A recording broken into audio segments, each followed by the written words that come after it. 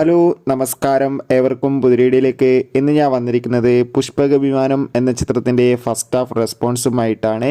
വീഡിയോയിൽ വരുമ്പോൾ video like ചെയ്യുക, ചാനൽ സബ്സ്ക്രൈബ് ചെയ്യാൻ വേണ്ടി ശ്രമിക്കുക.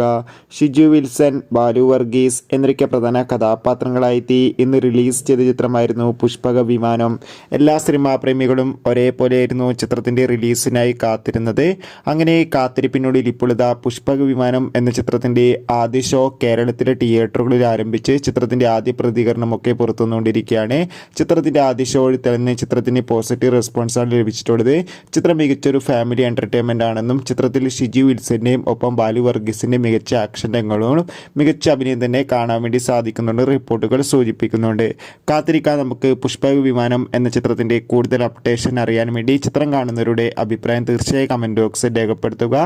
സെപ്റ്റംബർ ഒക്ടോബർ മാസം OTT റിലീസ് ചെയ്ത ചിത്രങ്ങളുടെ വീഡിയോ ചാനൽ ഭാഗം പരിശോധിച്ചാൽ കാണാം. ബൈ.